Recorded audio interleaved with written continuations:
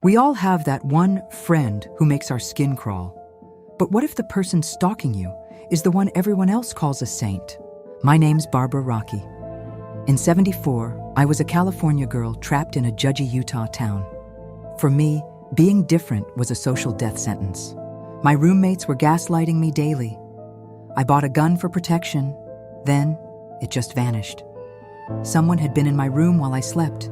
I decided to ghost them all and leave the drama behind. I grabbed my turquoise necklace, my ticket to freedom, and I didn't look back.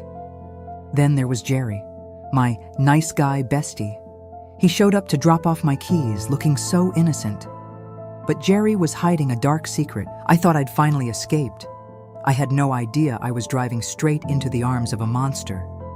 Death was already in the passenger seat. I felt a sudden burst of main character energy, leaving all that toxicity in my rear view.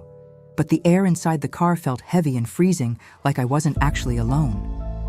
The mountain fog was rolling in thick and suffocating, and I couldn't stop checking the back seat as my heart raced at every dark shadow flickering past the cold glass. I kept remembering the way Jerry looked at me when he handed over those keys, because his eyes were dead and unblinking like a predator finally closing in on his prey.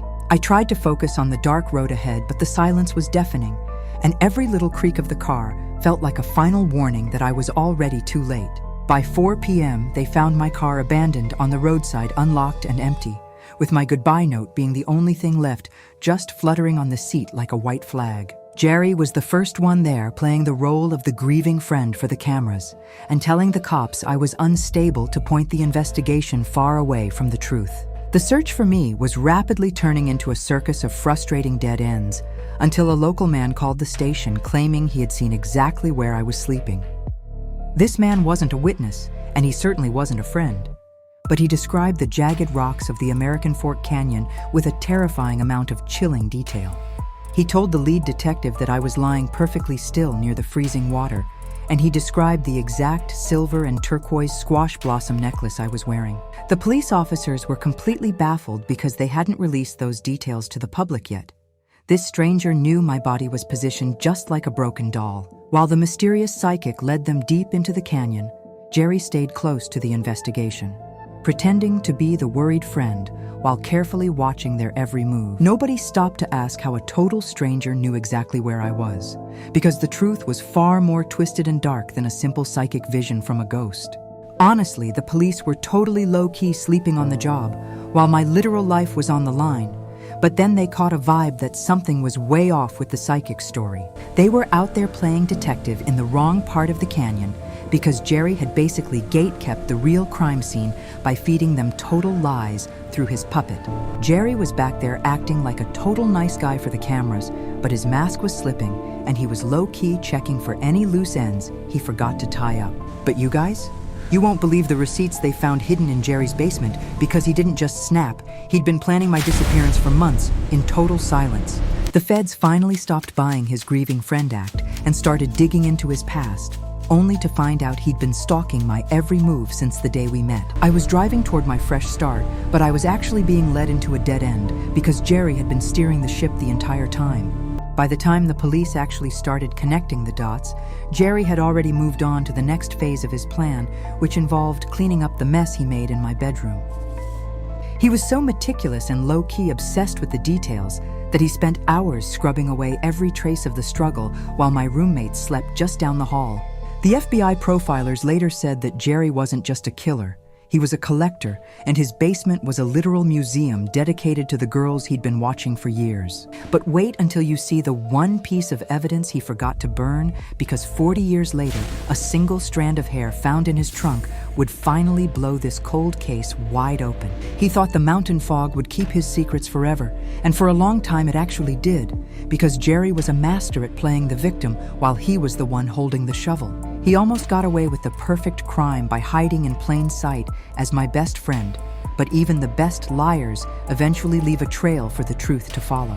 The whole missing person theory officially went out the window the second they pulled my silver necklace from the dirt, because everyone realized I was never planning on leaving those woods. Jerry was still out here trying to control the narrative by acting like a total martyr, but the investigators were finally starting to see through his nice guy act and his shady behavior. But you guys are actually going to lose it when you see what he was hiding under his floorboards, because it proves he was low-key obsessed with me for way longer than anyone realized. He really thought he was a genius for cleaning up his car with bleach, but he totally failed to realize that science was about to drag his secrets into the light 40 years later.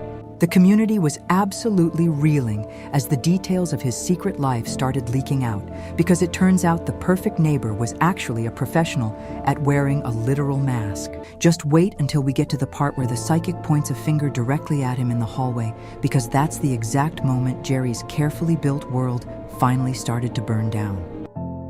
Walking into that courtroom felt like stepping into a cold sweat, because the man I once trusted was sitting just a few feet away, looking entirely too comfortable in his own skin. Every piece of evidence they laid out felt like a tiny needle poking at his ego. Yet he sat there with this disturbing boy-next-door charm that was making the jury second-guess everything. The energy shifted to pure ice when the star witness pointed a shaky finger toward the defense table, because we were seconds away from hearing a detail that was never supposed to go public. You could hear a pin drop while the prosecution started dismantling his alibi brick by brick until his story about being miles away during the storm began to look like a total fabrication. Just when it seemed like the truth was finally winning out, his defense team dropped a bombshell about the DNA handling that threatened to throw the entire case into a tailspin. The entire room was left hanging in the balance because the fate of my justice was suddenly resting on a legal technicality that Jerry had been counting on from the very start.